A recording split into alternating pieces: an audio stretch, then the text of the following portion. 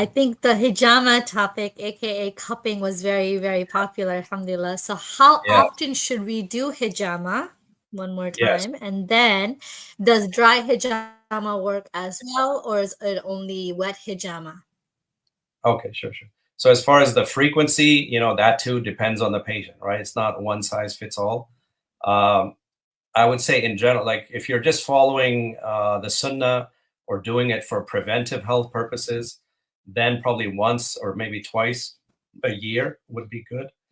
If you have specific conditions that are being benefited by hijama, like we have patients, for example, who are in severe pain, like migraines, back pain, headache, arthritis, stroke, whatever, then some of those patients can do it on a monthly basis for several months and then slow down afterwards. So it really depends on the patient and what state they're in. Then as far as what we call, there's not really what we call dry hijama. Some people will call it dry cupping. Hijama by definition is wet and involves bloodletting because that's the term that the Prophet ﷺ used. Having said that, the broader term of cupping can include dry cupping, which is like stationary cups that you attach with suction against the skin. There's what we call massage cupping, where some practitioners attach cups and then move them around. And then there's obviously the way where you extract blood. Dry cupping is kind of a glorified technique that's popular even right now among Hollywood actresses, actors, athletes, including professional athletes. A lot of people probably saw Michael Phelps in the last Olympics, or NBA players or gymnasts or NFL players who are doing cupping. They're typically doing more dry cupping, so they haven't even fully scratched the surface of all the benefits of hijama. But dry cupping, if you have issues with anemia, can be used, but it may not have all the benefits of hijama. So dry cupping will help to move blood around significantly, so it increases blood circulation. If you move them around, it can help to break up tight muscles, or what we call knots or adhesions in the muscle. So it can still have some benefits, but the full benefit is more through wet cupping because it's extracting and detoxifying the blood. Just to give one point that relates to hijama, because I didn't have time to mention it earlier, especially for some of the medical professionals who might be listening, there's something called the Taiba theory, Taibah, Taiba theory. It was offered many years ago by an Egyptian doctor, medical doctor, and he did some very significant studies on hijama. He actually compared the effects of hijama to like an additional kidney.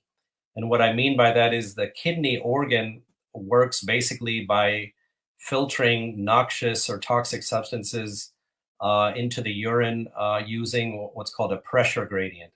The liver works more by chemical detox. It's almost like a little chemical factory to detoxify things. But the kidney works more by pressure gradients. So the blood supply, when it goes into the kidney, it starts going into smaller and smaller tubules. Some of you may remember from school, there's what's called nephrons. Those are the basic units of the kidneys. And as you go into smaller and smaller tubules, the pressure increases. And that's what helps to filter out certain noxious substances. The reason I mention that is when you apply suction or a pressure gradient against the skin that you do in hijama, and you apply that more than once, it's basically helping to filter out certain toxic substances from the blood. So subhanAllah, that is really amazing when you think about it. And it's only in these last 10 years or so that they've really realized some of these benefits of hijama. It's really amazing when you think about it. Yeah, so even the people who donate blood, like if you've donated, they'll usually say to wait 40 days minimum before donating again. We also usually tell our patients, if you've either donated blood or done hijama and you want to do it again, I'd say minimum 30 days, 40 days, probably even better. And that's just to let the body fully recover. And that's even for so-called healthy people. If you've got other disorders, including either anemia or blood disorders, or you're weak, or you're elderly, or you have high cholesterol and triglycerides and all kinds of other issues, then you may want to wait even longer before doing it.